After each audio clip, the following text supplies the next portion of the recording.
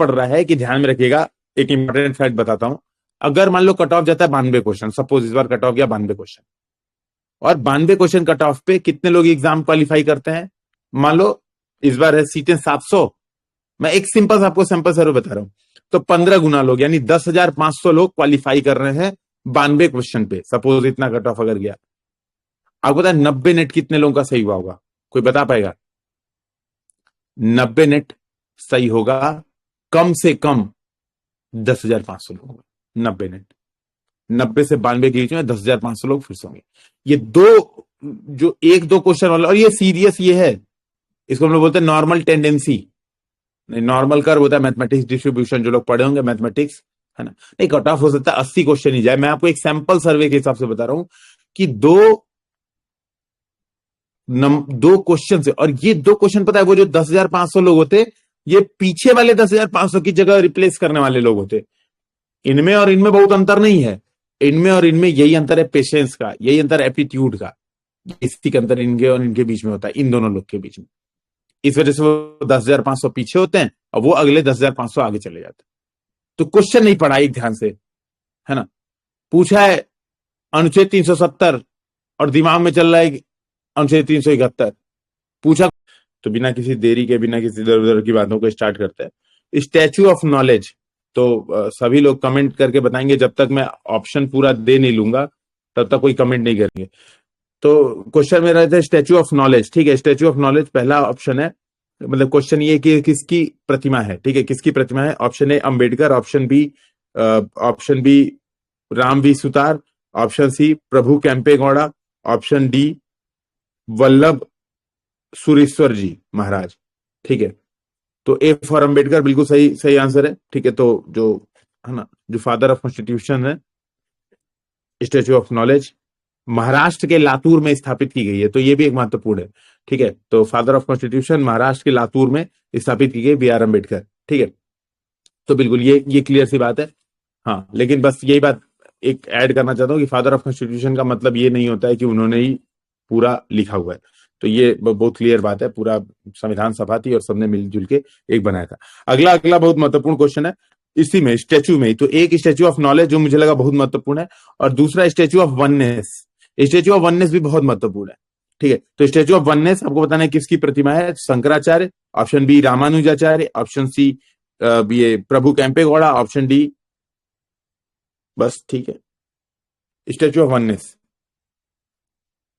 ठीक है। तो शंकराचार्य बिल्कुल सही है, ठीक है। तो ध्यान रखिएगा, शंकराचार्य स्टैच्यू ऑफ वननेस कहां पे किया गया? ये मध्य प्रदेश के खंडवा जिले में। तो मध्य प्रदेश के खंडवा में शंकराचार्य की प्रतिमा, इसका नाम है स्टैच्यू ऑफ वननेस।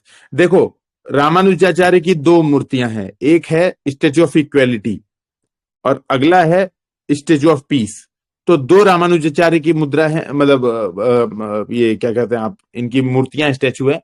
तो हम रामानुजाचार्य को नहीं याद कर रहे हैं, स्टैच्यू ऑफ पीस और स्टैच्यू ऑफ इक्वेलिटी, ये दो इनके मतलब मूर्तियों का नाम है।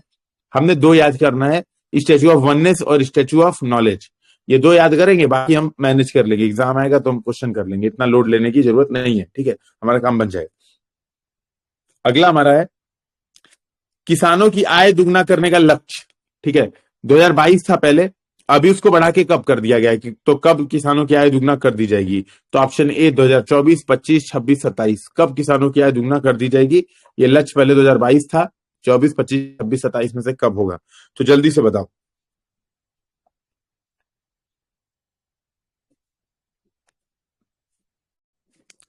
तो क्या हो गया, नीचे चला गया। तो सभी लोग 27, 25 बता रहे हैं, सही आंसर है 24, ठीक है। तो 2024 में अब टारगेट रख दिया जाए, कई लोग को लगा कि सर 24 भी तो बीतने ही वाला है। 24 इज राइट आंसर। ए के वर्मा मेरे हिसाब से पहले व्यक्ति हैं जिन्होंने सही बताया, तो ये ध्यान रखिएगा 2024 इसको संशोधित जो हमारा टारगेट है वो 2024 है।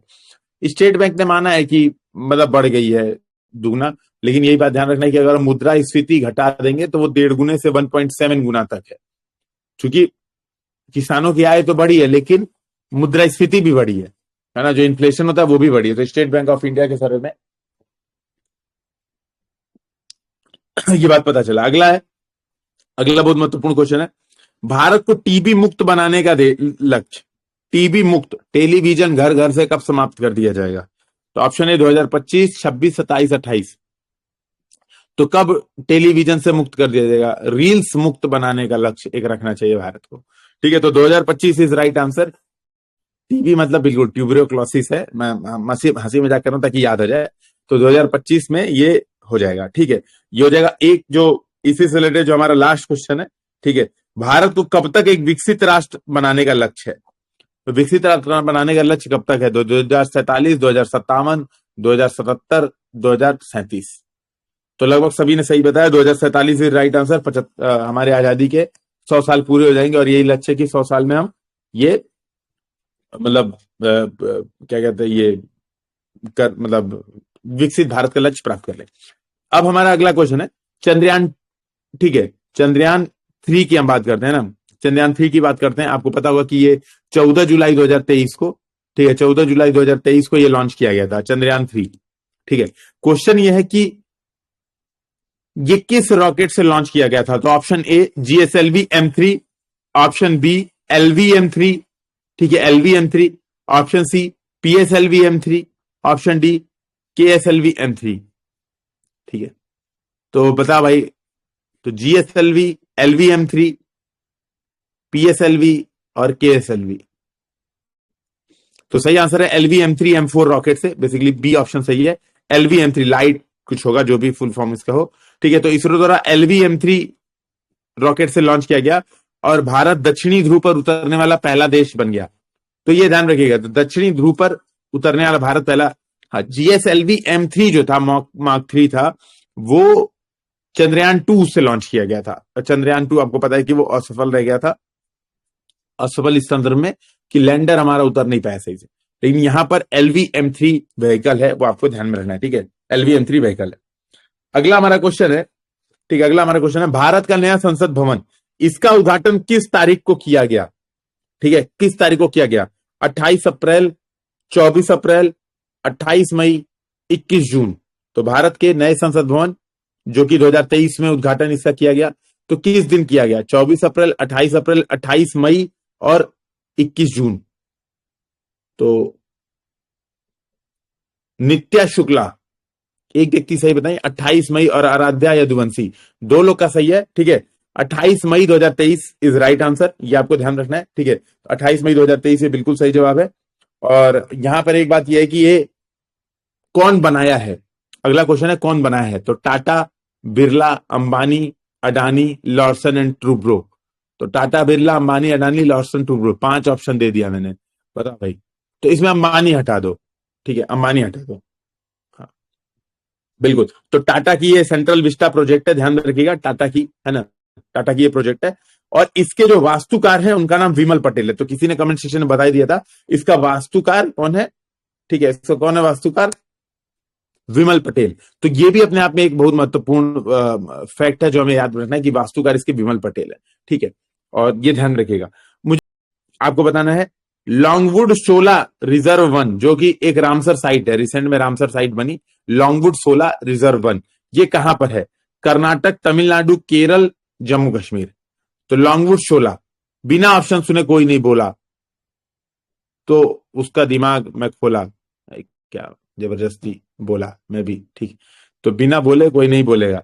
ठीक है, तो लॉन्गवुड शोला बिल्कुल सभी ने सही बताया, तमिलनाडु इज राइट आंसर। ठीक है, तो तमिलनाडु राइट आंसर है।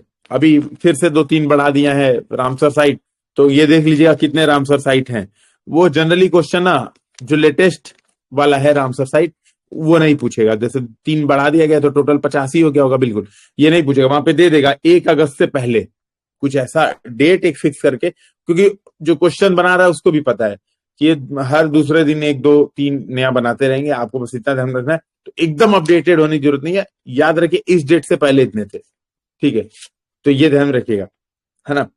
अगला हमारा क्वेश्चन है कौन बनेगा करोड़पति, में पूछा गया, क्या बात है। विश्व विरासत सप्ताह, ठीक है, संस्कृति और विरासत को संरक्षण को बढ़ाने के लिए ये कब मनाया जाता है? विश्व विरासत सप्ताह।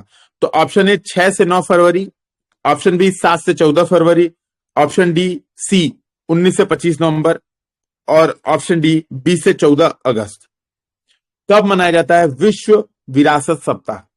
तो फिर से ऑप्शन दो, 6 से 9 फरवरी, 7 से 14 फरवरी, 19 से 25 नवंबर, 20 से 24 अगस्त। सब लोग 7 से 14 वैलेंटाइन वीक के साथ साथ ही भी बना लेता है। सबके गलत है। 19 से 25 नवंबर इज राइट आंसर। तो आज पहली बार ऐसे सबने एक साथ गलत आंसर दिया है, या तो आप लोग मेरे साथ मजाक कर रहे हो, ये भी हो सकता है भाई, सब मजे में जी रहे हैं, ठीक है। नहीं तो ऐसा मत करो भाई, एग्जाम में क्वेश्चन मुझे नहीं सॉल्व करना ना, मैं पेपर प्रक्रिया से मुक्त हो चुका हूँ, ठीक है, मैं पेपर प्रक्रिया से मुक्त हो चुका हूँ। मैं अब मेरे साथ मजाक करोगे आपका नुकसान, ठीक है। सही आंसर है 19 से 25 नवंबर, ठीक है, 19 से 25 नवंबर इज राइट आंसर, ठीक है। अगला अगला हमारा क्वेश्चन है, मैं दिवस वाले ना 5-6 क्वेश्चन एक बार बस एक कमेंट में बता दो, 5-6 क्वेश्चन दिवस वाले लगातार करा दूं कि एक पहले करा के फिर अदर टॉपिक फिर दूसरा कराऊं? 5 मैंने दिवस वाले नोट किए इंपॉर्टेंट, तो लगातार कर लेते हैं, ठीक है। हाँ लगातार कर लेते हैं, नोट कर लीजिएगा इसको जिसको कंफ्यूज हो। और बहुत फिक्स वाला पूछ रहा हूं, जो पहले भी पूछा जा चुका है फिर से पूछा जाएगा, हम रैंडम नहीं करेंगे, ठीक है। वीर बाल दिवस कब मनाया जाता है? 26 दिसंबर, 26 नवंबर, 26 अक्टूबर, 26 सितंबर। विश्व सॉरी वीर बाल दिवस, जो भारत भारत भारत वाला वीर बाल दिवस है, ठीक है। आपको पता होगा कि वो शायद 5 किस लोग को मारा वारा गया था, वो औरंगजेब या किसी की तरह, मुझे मतलब एग्जैक्टली इसके पीछे का वो नहीं क्लियर है। 26 दिसंबर इज राइट आंसर, ठीक है। तो सुशासन दिवस के अगले दिन हमारे अटल बिहारी वाजपेयी जी का जो बर्थडे होता है, उसके अगले दिन वीर बाल दिवस मनाया जाता है, ठीक है। तो वीर बाल दिवस मनाया जाता है 26 दिसंबर को, इसीलिए मैंने इस तरह से लिंक कर दिया। क्रिसमस के अगले दिन वीर बाल दिवस मनाया जाता है। हाँ भाई, गोविंद सिंह के बच्चे थे शायद, उनको मार दिया गया था, तो ये ध्यान रखिएगा। अगला जो सेकंड इंपॉर्टेंट क्वेश्चन है, विश्व जनसंख्या दिवस कब मनाया जाता है? तो एकदम कॉमन पूछ रहा हूं, नेचुरल। 11 जुलाई, 11 जून, 11 अगस्त, 11 सितंबर। बस आपको ऑप्शन ABCD से बता, तो बिल्कुल 11 जुलाई इज राइट आंसर। विश्व जनसंख्या दिवस मनाया जाता है 11 जुलाई को। अगला क्वेश्चन है, विश्व शरणार्थी दिवस। विश्व शरणार्थी दिवस 21 जून, 20 जून, 21 जुलाई, 20 जुलाई। विश्व शरणार्थी दिवस 20 जून, 21 जून, 21 जुलाई, 22 जुलाई। तो अभी का सही है, ठीक है, अभी कभी तो सही कर लिए, तो बिल्कुल ठीक है। विश्व जनसंख्या दिवस विश्व शरणार्थी दिवस 20 जून को मनाया जाता है, ठीक है। तो 20 जून इज राइट आंसर। 21 जून को विश्व अंतर्राष्ट्रीय योग दिवस, बेसिकली इंटरनेशनल योगा डे मनाया जाता है भाई। विश्व शरणार्थी दिवस 20 जून को मनाया जाता है, ये ध्यान रखिएगा। और लास्ट है डेट वाले में, आज के लिए एक दो और मैं इंपॉर्टेंट डे देख लूंगा, जो आप लोग से फिर से हो सकता है कल पूछ लें फिर से, ठीक है। तो ऐसे ही करेंगे, 2 आज 2 कल, ताकि मिक्सअप बहुत ज्यादा ना हो जाए। विश्व क्षय रोग दिवस, हम इसका आज से नाम रख लेंगे विश्व रील्स दिवस, ठीक है। रील्स दिवस कब मनाया जाता है? Option A 24 March, option B 24 April, option C 14 April, option D 14 March.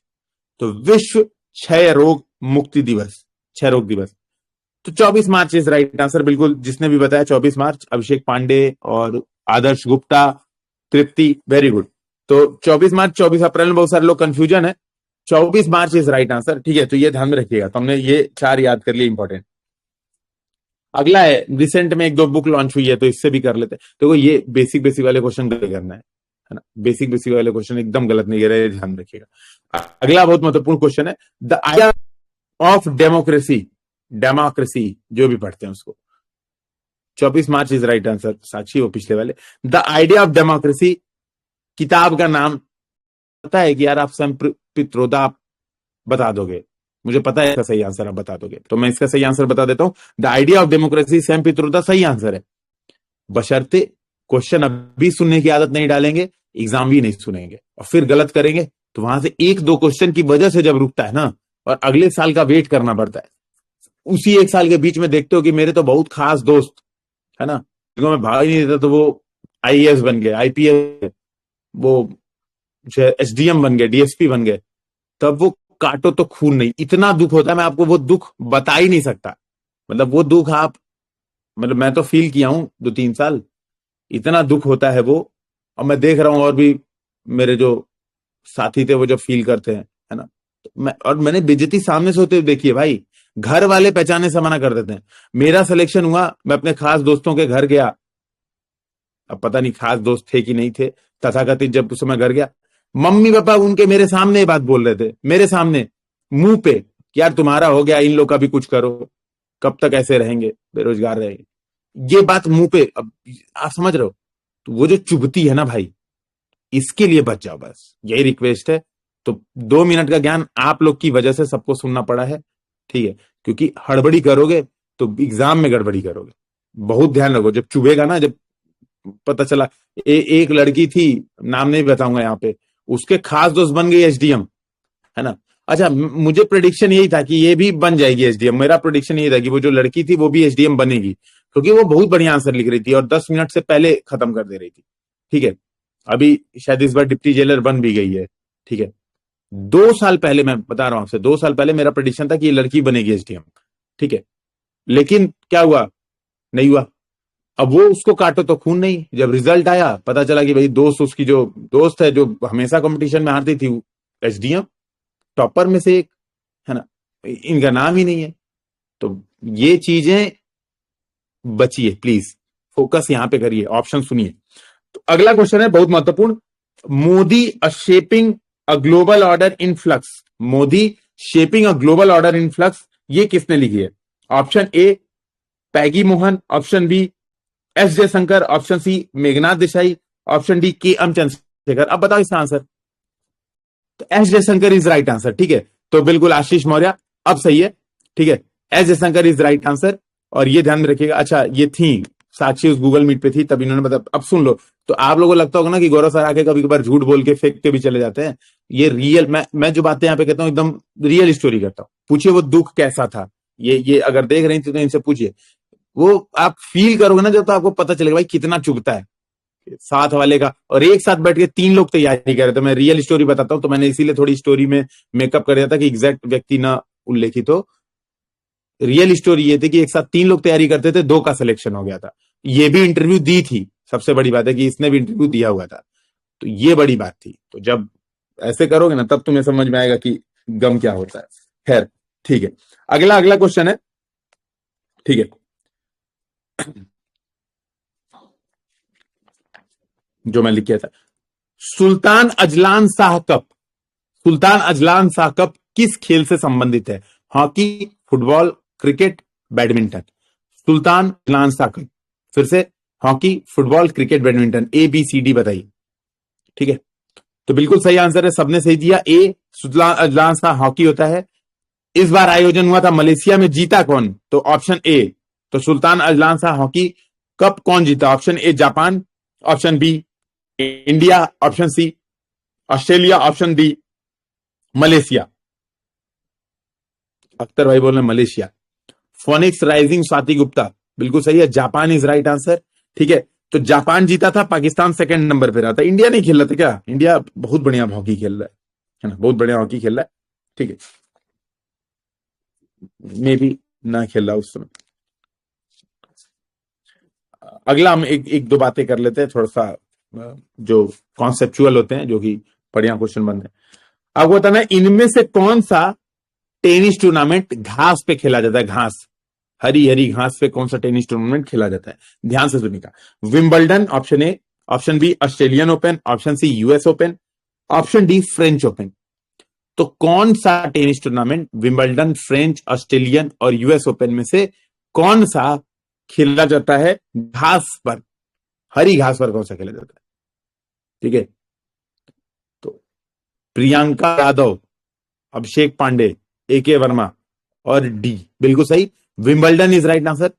तो विंबलडन, अब ये ध्यान में रख लो, कई बार क्या होता है ना, यूपीएससी ऐसे क्वेश्चन ज्यादा पूछती, यूपीपीसीएस कम पूछते, लेकिन हो सकता है ऐसे सिंगल लाइनर यूपीपीसीएस भी पूछ दे। यूपीएससी ने क्या किया था, स्टेटमेंट देके पूछा था, ठीक है। यूपीएससी ने स्टेटमेंट देके पूछा था। यूपीपीसीएस क्या कर सकती है, ठीक है, यूपीपीसीएस क्या कर सकती है कि लाइन से सिंगल लाइनर पूछ सकती है, ये बात ध्यान में रखिएगा।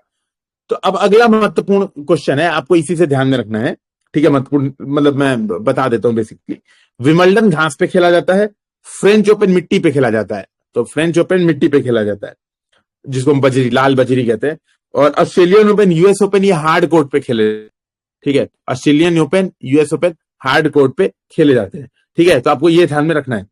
अगला है, अगला है T20 वर्ल्ड कप 2024 का विजेता भारत था, मुझे पता है, ठीक है। जो T20 वर्ल्ड कप है 2024, इसका विजेता कौन था? भारत था, ये सबको पता है। बताना इसका फाइनल मैच कहां पर हुआ था, फाइनल मैच कहां पर हुआ था। तो option A Kingston Oval Barbados, option B Grand Prairie Stadium Texas, option C Papua New Guinea, option D Uganda.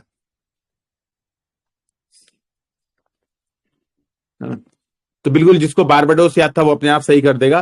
Kingston Oval Barbados में ये गेम हुआ था, ठीक है, ये आपको ध्यान रखना है, किंगस्टन ओवल बारबाडोस, ठीक है, तो ये ध्यान रखना है। अगला है जिसको मैथमेटिक्स का नोबेल पुरस्कार भी कहते हैं। अब हम पुरस्कारों पे आ रहे हैं, 5-6 क्वेश्चन अब लगातार हम पुरस्कारों पे करने वाले हैं। तो आप लोग पेन कॉपी लेके भी बैठ सकते हैं, नोट भी कर सकते हैं, नहीं तो मैं कोशिश यही करूंगा कि ये पुरस्कार वाले जो महत्वपूर्ण वाले हैं ये कुछ ना मैं नोट्स बना के और मेन चैनल पे शेयर करवा दूंगा कि यही यही याद करने इंपॉर्टेंट चीजें। जब आप एग्जाम देने जा रहे होगे तो उसके 10 दिन पहले केवल यही चीजें देखोगे, बाकी आपको देखने की जरूरत नहीं है, ठीक है, तो बहुत बढ़िया रहेगा। तो चूंकि बहुत सारे इसमें लाइन से 200 पुरस्कार दे रखे हैं, अब 200 हम याद करके कैसे जा सकते हैं, ठीक है, तो ये तो याद ही नहीं हो सकता, ठीक है। क्वेश्चन ध्यान से सुनिएगा। मैथमेटिक्स का नोबेल पुरस्कार जिसको एबेल प्राइज भी कहा जाता है, इस बार किसने जीता? Option A Michel Talagrand, option B Mamata G Sagar, option C Karthik Komuri, option D Riken Yamamoto. Riken Yamamoto. तो मिशेल टेलेग्रांड बिल्कुल सही आंसर है, फ्रांसीसी गणितज्ञ हैं ये मिशेल टेलेग्रांड। एबेल प्राइज इसको मैथमेटिक्स का नोबेल बोला जाता है बेसिकली, एबेल प्राइज इन्होंने जीता। मिशेल टेलाग्रांड, नमो अजीब अजीब है, टेलीग्राम, मिशेल टेलीग्राम याद कर लो, ठीक है, याद रहेगा, मिशेल ओबामा, कुछ भी याद कर लो। सेकंड है प्रित्जगर पुरस्कार, रिकेन यामामोटो, अभिषेक रस्तोगी ने आंसर ही दे दिया, ठीक है, इकेन यामामोटो जीता है प्रित्जगर पुरस्कार। तो ये दूसरा फैक्ट आप ध्यान रख लीजिए, ये इंपॉर्टेंट प्राइजेस होते हैं कुछ कुछ। तो प्रित्जगर क्या होता है? बेसिकली आर्किटेक्चर का नोबेल होता है, आर्किटेक्चर का नोबेल पुरस्कार होता है। बालकृष्ण दोषी जी को जिस साल मिला था उस साल यूपीपीसीएस ने पूछा था। तो यूपीपीसीएस ने जिस साल बालकृष्ण दोषी जो भारतीय थे, उन्होंने जब जनरली ऐसे क्वेश्चन तभी ज्यादा महत्वपूर्ण हो जाते हैं जब भारतीय व्यक्ति को मिलता है, ठीक है, जब भारतीय व्यक्ति को मिलता है तो ज्यादा हो जाते हैं, जब भारतीय को नहीं मिलता मान लो तो उतना महत्वपूर्ण नहीं है, लेकिन चूंकि प्रीवियस ईयर में पूछ चुका है तो हम आइडिया इसको रखेंगे। तो रिकेन यामामोटो को मिला है प्रित्जगर आर्किटेक्चर पुरस्कार।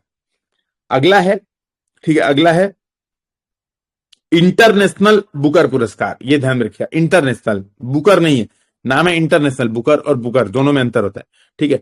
तो इंटरनेशनल बुकर पुरस्कार साहित्य के क्षेत्र में किसको मिला? ऑप्शन ए जेमी, 2024 की मैं बात कर रहा हूं, 24 की, ठीक है, 24 की मैं बात कर रहा हूं। Option A Georgi Gospodinov, option B Geetanjali Shree, option C Jenny Erpenbeck, option D Paul Lynch. इसमें से किसको इंटरनेशनल बुकर पुरस्कार मिला? कौन कौन सर्च करके बता रहा था, तो कमेंट में अपना नाम भी बताना, ठीक है। और सभी लोग जेनी एयरपेन बैक, ठीक है, सही आंसर है। और जो लोग गूगल सर्च किए थे एकदम ऐसे करना नहीं है, तो Jenny Erpenbeck is right answer, ठीक है। और ये 2024 का इंटरनेशनल बुकर पुरस्कार साहित्य के क्षेत्र में जीते थे, ठीक है। तो 2024 का इंटरनेशनल बुकर पुरस्कार ये जीते थे, ये ध्यान रखिएगा। बेसिकली ये गीतांजलि श्री 2022 में जीती थी, ठीक है। टॉम और सैंड, टॉम एंड सैंड इनकी बुक का नाम था, रेत की समाधि, है ना, टॉम ऑफ सैंड, टॉम और sand, Tom sand of Tom, Tom of sand, हाँ बेसिकली रेत की समाधि इनका नाम था। तो जेनी नाम याद रखिएगा, Jenny, Jenny yes papa, eating sugar no papa, वही वाला, जॉनी जॉनी था, जो भी याद रख लीजिएगा वही था। अगला है इंपॉर्टेंट क्वेश्चन, 2023 का ज्ञानपीठ पुरस्कार, ठीक है, 2023 का ज्ञानपीठ पुरस्कार साहित्य के क्षेत्र में किसको मिला? ठीक है, option A Jagat Guru Rambhadracharya, option B Damodar Mauzo, option C Pushpa Bharti, option D Gyan Chaturvedi. इनमें से किसको ज्ञानपीठ पुरस्कार साहित्य के क्षेत्र में 2023 का मिला? तो जगत गुरु रामभद्राचार्य, दामोदर मौजो, पुष्पा भारती और ज्ञान चतुर्वेदी। तो लगभग सबने बताया रामभद्राचार्य जी को मिला है जगत गुरु। अरे वो जो जो ब्लाइंड है शायद उन्हीं को, है ना, मतलब रामभद्राचार्य नाम से मुझे यही लग रहा है शायद। और एक बार बताइए कोई कमेंट में, सही बोल रहा हूँ क्या? हाँ, वो शायद उन्होंने ये जो राम मंदिर वाला आंदोलन था इसमें जाके डिबेट डिस्कशन भी किया था, है ना। तो ठीक है, तो सही आंसर है रामभद्राचार्य। और इसके साथ साथ उर्दू कवि उनको भी, ये गुलजार को भी। तो दो लोग को 2023 का ज्ञानपीठ पुरस्कार मिला था, उर्दू कवि गुलजार को और दूसरा रामभद्राचार्य को। ठीक है, तो दो चीजें याद रखना। इसी वजह से मैंने पूछा, क्योंकि बहुत ज्यादा देखो जब फेमस पर्सनैलिटी होती है ना तो यूपीपीसीएस की नजर ज्यादा चली जाती है, क्योंकि ज्ञानी व्यक्ति हैं ही। सोचो, बिना आंखों के इतने पढ़े लिखे हैं, ठीक है, और गवाही भी दे के आए, शास्त्रों का पूरा ये बताया, जैसे जब बात होती है ना कि, तो शास्त्रों के माध्यम से बताया, है ना। उन लोग पे प्रॉपर, जैसे जब डिबेट हो रहा था कि भैया क्यों ऐसा हो, तो उन्होंने बहुत मतलब उस समय कुछ तर्क देखे थे और बहुत बढ़िया तर्क थे। अगला क्वेश्चन है, ज्यादा महत्वपूर्ण है, ठीक है। इनमें से किसको, प्रश्न ध्यान से सुनना, किसको मरणोपरांत पद्म भूषण मिला है, पद्म भूषण मरणोपरांत मिला है, ठीक है। Option A Young Liu, option B Mithun Chakraborty, option C Sitaram Jindal, option D M Fathima Beevi. किसको मरणोपरांत पद्म भूषण मिला है, ठीक है, मरणोपरांत पद्म भूषण मिला है। एम फातिमा बीबी, मिथुन चक्रवर्ती, सीताराम जिंदल, यंग ल्यू। सर मिथुन चक्रवर्ती जिंदा है, ठीक है, तो ये तो ऑप्शन में से हट गया। M Fathima Beevi, D answer is the right answer, ठीक है। तो ये मतलब मेरे हिसाब से महत्वपूर्ण नहीं था। अब यार देखो 17 लोग को, बस इतना याद रखो, देखो ये जो ज्यादा महत्वपूर्ण इसमें ये है, मैंने जानबूझ के आपका ध्यान खींचने के लिए क्वेश्चन पूछा था। ज्यादा महत्वपूर्ण ये कि 17 व्यक्तियों को मिला है, ये सबसे ज्यादा महत्वपूर्ण है कि पद्म भूषण 17 व्यक्तियों को, पद्म विभूषण 5 व्यक्तियों को, और पद्मश्री 110 व्यक्तियों को। पद्मश्री 110, 17 और 5, ये बस आपको ध्यान में रखिएगा, ठीक है, ये ध्यान रखिएगा। अगला है आईसीसी अवार्ड्स के बारे में बात कर लेते हैं थोड़ा सा, है ना। आईसीसी अवार्ड, पुरुष क्रिकेटर ऑफ द ईयर का पुरस्कार, ठीक है, male cricketer of the year का पुरस्कार किसको मिला।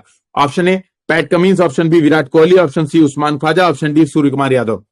किसको मिला पुरुष क्रिकेटर ऑफ द ईयर का अवार्ड। विराट कोहली। सर मेरा गलत भी हो जाए, लेकिन हम कोहली को मारेंगे, ठीक। PAT Cummins is right answer, option A, ठीक है। तो पैट कमिंस को पुरुष क्रिकेटर ऑफ द ईयर का अवार्ड मिला। विराट कोहली को पुरुष one day cricketer of the year का अवार्ड मिला है। तो दो चीजों में डिफरेंस है, एक होता है पुरुष क्रिकेटर जो वनडे टेस्ट सब में बढ़िया खेला, एक है पुरुष वनडे क्रिकेटर। तो हमें ध्यान रखना है विराट कोहली को वनडे क्रिकेटर में मिला है, ठीक है। अगला है, इसमें से किसको पद्म विभूषण मिला है।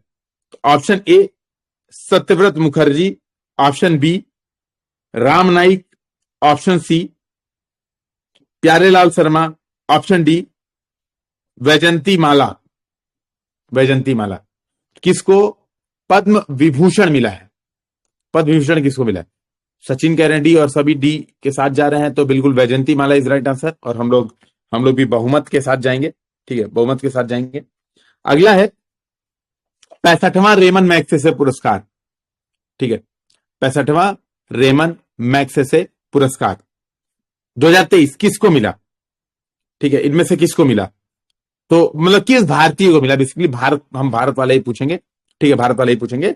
डॉक्टर रवि कन्नन आर, ठीक है, doctor Ravi Kannan R, option B Zakir Hussain, option C Cillian Murphy, option D खुरम्बी रचंद। तो Ravi Kannan is right answer, ठीक है, हेल्थ सेक्टर में थे ये, और इनको 65वां रेमन मैग्सेसे 2023 में जो था रवि कन्नन, ठीक है, ऑप्शन ही नहीं था मेरे पास, आप लोग बिल्कुल सही बताए, ठीक है। तो मैं तो बेसिकली यही आपसे डायरेक्ट कर ले रहा हूं।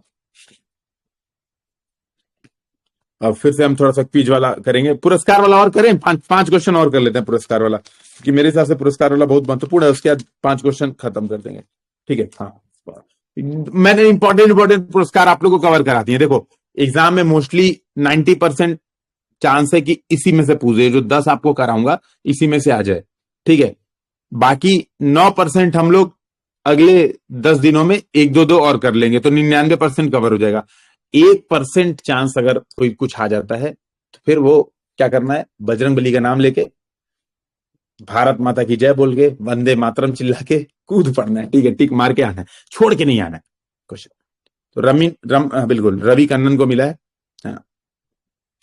अगला क्वेश्चन है, ठीक है, अगला क्वेश्चन है 2023-24 की सौंदर्य प्रतियोगिताओं पे आ जाते हैं। तो मिस वर्ल्ड 2024 किसको मिला, Miss World 2024, option A Krystyna pizza, ये कैसा नाम है, Pyszkova, option A Krystyna Pyszkova, option B Madison Marsh, option C Senis Palacios, option D Savannah Gankiewicz. तो मिस वर्ल्ड किसको मिला? ठीक है, तो बिल्कुल क्रिस्टीना पिजकोवा, चेक गणराज्य, ऐसा नाम से भी लग रहा है ना, पिजकोवा वहीं के है, चेक गणराज्य, बिल्कुल क्रिस्टीना पिजकोवा। तो दोनों चीजें याद रखनी। निहाल भाई बहुत बढ़िया। पहली बात तो क्रिस्टीना पिजकोवा को मिला है, तो ऐसे याद कर लो कि पिज्जा खाते खाते miss world, world famous pizza खा गए। ठीक है, तो अपने आप कुछ, क्योंकि याद है मुझे एक साल पूछा है 20, 21, 22 में से किसी साल, तो ना मुझे एग्जैक्ट नाम नहीं याद था, मैंने कुछ ऐसे ही क्रिएट किया था नाम। तो वहां ऑप्शन में 4 ऑप्शन थे, देखते खुश हो गया, वही नाम टिक मार के चलाया, सही हो गया। तो कुछ ऐसे ऐसे करके, है ना, मतलब काम बन जाता है। हाँ, बिना खाए ही जीती होगी मिस वर्ल्ड, नहीं तो ऐसे ये हम लोग सोचते हैं ना, वो प्रमोशन वो लोग खाने पीने के पदार्थ का करते हैं, बर्गर खा के वो। हाँ, अब कई लोग को, पहले मुझे भी लगता था कि कटरीना कैफ वो माजा पीती है, बाद में समझा माजा पीती तो कटरीना कैफ नहीं रह जाती। तो ये सब कुछ धूल झोंकने वाली बातें हैं जो हम एज ए स्टूडेंट हमें ये रहता है। अगला है मिस यूनिवर्स, तो 2023, तो हमने एक तो मिस वर्ल्ड याद कर लिया, मिस वर्ल्ड क्रिस्टीना पिचकोवा। अब अगला है मिस यूनिवर्स 2023, ये कौन जीता है? तो Senis Palacios, option B Madhuri Patel, option C Madison Marsh, option D Savannah Gankiewicz. तो बिल्कुल ऑप्शन ए सही है, सेनिस पलासियोस। मैं जानबूझ के ना कुछ क्वेश्चंस में ऑप्शन ए ही दे रहा हूं सही, ताकि आपको 2-3 बार उसका नाम ले लूंगा तो याद रहेगा। तो सेनिस पलासियोस, इनको मिस यूनिवर्स, एक जनी मिस यूनिवर्स बनी है, जो कि कहां की है? निकारागुआ की है। ठीक है, Nicaragua, Honduras, middle American countries है, वहीं पे है सारे। तो सेनिस पलासियोस याद रखना है। दूसरा वही चेक गणराज्य वाले का याद रखना है। तो 2 हो गए हमारे मिस वर्ल्ड, ये हमें याद रखना है, मिस वर्ल्ड और मिस यूनिवर्स। अगला है, हाँ बिल्कुल, पलाजियो मॉल लखनऊ। हाँ, ये भी ठीक है, ऐसे भी याद कर लो, है ना, मतलब याद कर लो, कुछ ना कुछ टिक मार के आना, ऐसे क्वेश्चन छोड़ के नहीं आना।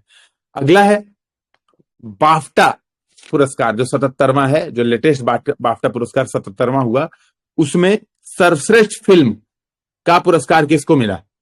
तो option A Oppenheimer, option B Avenger Endgame, option C ये क्या नाम है कि मूवी आई है, Deadpool and Wolverine, option C D none of the above. तो बिल्कुल ओपेनहाइमर इज राइट आंसर। ठीक है, ओपेनहाइमर राइट आंसर है, और क्रिस्टोफर नोलन यही डायरेक्टर भी बने हैं जिनको ये पुरस्कार मिला है। ठीक है, नोबेल वाला एक क्वेश्चन केवल आज कर लेते हैं ना, बहुत ज्यादा नहीं करेंगे, केवल एक क्वेश्चन कर लेंगे नोबेल वाला। शांति का नोबेल पुरस्कार किसको मिला 2023? शांति का नोबेल पुरस्कार किसको मिला? Option A Katalin Kariko, option B Narges Mohammadi, option C Jon Olav Fosse, option D Claudia Goldin.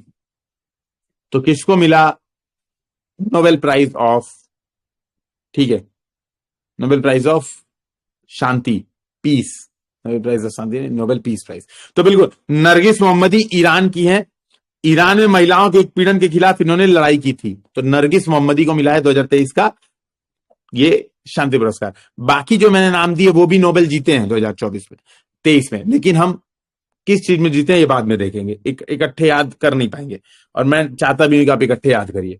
ठीक है, अगला है महत्वपूर्ण क्वेश्चन, मेजर ध्यानचंद खेल पुरस्कार 2023 इसमें से किसको मिला?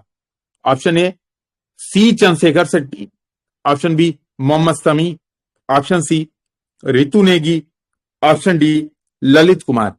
इसमें से किसको मेजर ध्यानचंद खेल रत्न पुरस्कार मिला? तो शमी के साथ ज्यादा लोग जा रहे हैं, लेकिन सही आंसर है ए। 2023 का जो मेजर ध्यानचंद खेल रत्न पुरस्कार है वो मिला है सी चंद्रशेखर रेड्डी। 2 ही लोग को मिला है, चंद्रशेखर शेट्टी बैडमिंटन के लिए, दोनों बैडमिंटन खिलाड़ियों को मिला है। ठीक है, ये ध्यान रखिएगा। और सात्विक साईराज रंकी रेड्डी। तो शेट्टी और रेड्डी लोगों को मिला, बस याद रख लो, बाकी ऑप्शन में देख लेना। शेट्टी और रेड्डी 2 लोग को मिला है कौन सा पुरस्कार? मेजर ध्यान। अब इतना लंबा लंबा नाम है ना कि याद ही नहीं होगा, है ना, बहुत लंबा चौड़ा नाम है, याद होगा नहीं। शमी भाई को नहीं मिला हर्ष पाठक, भले से आप चाहते थे लेकिन नहीं मिला। ठीक है, इनको अर्जुन पुरस्कार मिला। बिल्कुल सही शिखा, आपने सही बताया, और इसका मतलब है कि आप लोग पढ़ाई ढंग से कर रहे हैं। ठीक है, तो ये ध्यान रखिए। अब अगला क्वेश्चन है, मेजर ध्यानचंद खेल रत्न पुरस्कार में कितना रुपया नगद मिलता है? निहाल मन पढ़ रहे हैं कुछ लोग, कितना रुपया नगद मिलता है? Option A 25 lakh, option B 50 lakh, option C 15 lakh, option D 10 lakh. 25 lakh सही आंसर। बिना ऑप्शन सुने फिर से आंसर देने लगे, फिर मैं 5 मिनट आप लोगों को सुनाऊंगा।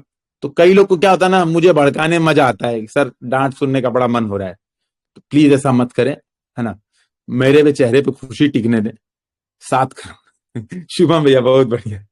शुभम भैया का सबसे सही आंसर है 7 करोड़ इज राइट आंसर। ठीक है, तो हाँ, प्लीज प्लीज फोकस करिए। अभी जानते हैं ये क्वेश्चंस, मैं वही क्वेश्चन पूछ रहा हूं जो प्रीलिम्स के लिए बहुत ज्यादा महत्वपूर्ण है। प्रीवियस ईयर क्वेश्चन दिमाग में बैठे हुए हैं, खुद एग्जाम देना नहीं है, एग्जाम देना रहता तो फिर मैं भी पढ़ रहा होता। तो चाह रहा हूं कि आप लोग को कम से कम अपने कुछ एक्सपीरियंस का फायदा मिले। यहीं से आएगा क्वेश्चन, देखना मजे कर जाएगा एग्जाम। अगला है नमो 108। हाल में चर्चा में रही नमो 108 का संबंध किस चीज से है? ऑप्शन ए कमल, ऑप्शन बी गुलाब, ऑप्शन सी गेहूं, ऑप्शन डी चमेली। ठीक है, तो चमेली। तो छछुंदर के सर पे ना भाई चमेली, लेकिन सही आंसर है नमो 108 कमल की नई किस्म है। बिल्कुल ऐसे याद भी कर लेंगे हम लोग। कमल, नमो मेरे हिसाब से नमो नरेंद्र मोदी जी के नाम पे ही होगा मोस्ट प्रोबेबली। तो कमल की नई किस्म है नमो। दूसरा जो ध्यान रखना है HD 3385, HD 3385 ये किससे संबंधित है?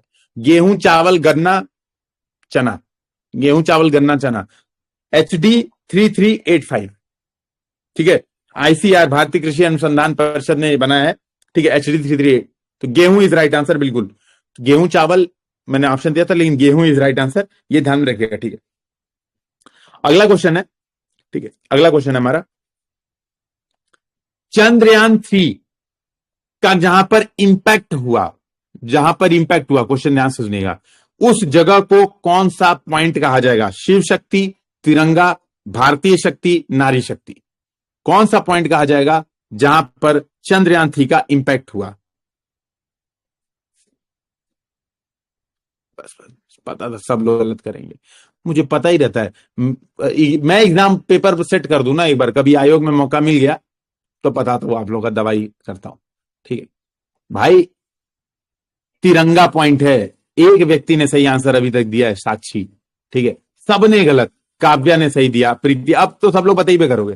बोल रहा हूं ध्यान से सुनो, शुरुआत से जब सेशन लेना स्टार्ट करता हूं तभी से बोलता हूं भाई, ये पढ़ने को तुम कहीं से पढ़ लोगे मेरे भाई, है ना। ऐसा नहीं है कि मैं कुछ नया पढ़ रहा हूं चाहे अपने मन से मेरे दिमाग में कुछ आया। मुझे पता है आप लोग एग्जाम में यही गलतियां करके आओगे, छोटी छोटी, क्वेश्चन ध्यान से नहीं पढ़ोगे। इंपैक्ट पॉइंट को बोलते हैं तिरंगा पॉइंट। जो लैंडिंग पॉइंट था कि यहां पे लैंड कराएंगे, उसको बोलते हैं शिव शक्ति। ठीक है, तो ध्यान रखिएगा। तो लैंडिंग पॉइंट है शिव शक्ति, इंपैक्ट पॉइंट है तिरंगा। ठीक है, जहां पे इंपैक्ट हुआ उसको तिरंगा। तो ये दो पॉइंट्स बहुत महत्वपूर्ण है, प्लीज ध्यान में रखिए। अगला है दुनिया का सबसे गहरा तामजा, नाम भी सुन लीजिए, तामजा, तामजा ब्लू होल, ये कहां पर मिला? Option A China, option B Mexico, option C Hawaii, option D none of the above. ठीक है ना, इंपैक्ट पॉइंट का मतलब जहां पे लड़ा, ऐसे जैसे ये हाथ, ऐसे मान लो ये लैंडिंग स्थल है, ये वाला हाथ यहां पे लड़ा है, तो ये वाला बिंदु होगा इंपैक्ट पॉइंट, और ये पूरा हाथ लैंडिंग स्थल कि यहां पे लैंड कराएंगे। नहीं, हेलीकॉप्टर वाला वो एच बना होता है, तो वो लैंडिंग एरिया होता है, वो पूरा एच बन के ऐसे गोल सा जो ईंटवा रखा गया रहता है, तो उसको बोलता है लैंडिंग स्थल। जहां पे हेलीकॉप्टर छुआता है उसको बोलते हैं इंपैक्ट पॉइंट। ठीक है, मैक्सिको इज राइट आंसर। तो मैक्सिको के चेतुमल खाड़ी में, ठीक है, चेतुमल भारत के कुछ रहे होंगे विशेष व्यक्ति जो मैक्सिको में गए होंगे, तो इन्हीं की खाड़ी में मिलता है तामजा ब्लू होल। दुनिया का सबसे गहरा ब्लू होल है, वो ध्यान रखिएगा। अगला है दुनिया का पहला 4th generation nuclear reactor power plant, 4G power plant. सोचो 2G 3G 4G, 4G power plant nuclear किसने बनाया? Option A China, option B USA, option C France, option D India. तो किसने बनाया? China, USA, France, India. ठीक है,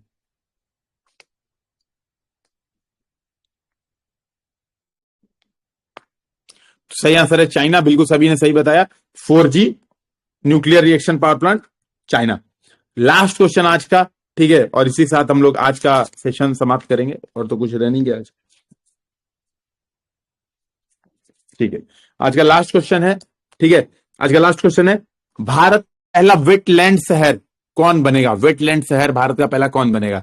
नैनीताल, उदयपुर, कर्नाटक, कोयम्बटूर। नैनीताल, उदयपुर, कोयम्बटूर, कर्नाटक। कर्नाटक के जगह का नाम बताना चाहिए था, बेलीपुर, कुछ भी। Udaipur is right answer. आज उदयपुर अफवाहों पे जोर, आप लोग सभी लोग पढ़े लिखे एस्पिरेंट्स हो, ठीक है। और आज का सेशन हम यहीं पे समाप्त करेंगे। अफवाहों पे जोर मत डालिए, ठीक है। और बी हम्बल टू एवरीवन, है ना। जो आपको कष्ट दे रहा है, जो आपको प्रेरित कर रहा है रोज पढ़ने के लिए, उसके प्रति और हम्बल रहिए, ईमानदार रहिए अपने आप से। और उम्मीद है कि आप लोग डेली शाम को, जो मैंने कहा था, शीशे के सामने खड़े होकर देखते होगे, यहाँ भाई हम ईमानदारी से आज पढ़ाई की है, तो डेली शाम को ये काम कर रहे होगे और इसे साथ करते रहो। तो हमने लगभग 50 मिनट का प्रॉपर 2 बजे एग्जैक्ट में आ गया था। हमने 50 मिनट लगभग, बहुत सारे, लगभग 40-50 क्वेश्चंस हमारे हो जा रहे हैं। बहुत इंपॉर्टेंट इंपॉर्टेंट क्वेश्चंस हो रहे हैं, तो ये भी बहुत बड़ी बात है। हम एक भी ऐसा नहीं कर रहे हैं रैंडम चीजें, और लगभग सारे इंपॉर्टेंट चीजों को कर रहे हैं। एग्जाम तक इकोनॉमिक सर्वे, बजट, करंट, तो मतलब जितना बढ़िया से हो जाए। और जब ये खत्म हो जाए, मान लो हो सकता है 1 सितंबर 2 सितंबर तक ये खत्म हो जाए, ठीक है, ये खत्म हो जाए, तो हम लोग फिर क्या करेंगे?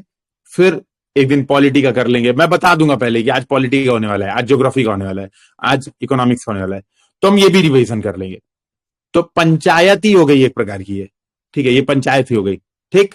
तो बिल्कुल, फिर सिलेक्शन की पार्टी, फिर ट्रेनिंग, ट्रेनिंग के बाद नौकरी, ठीक है।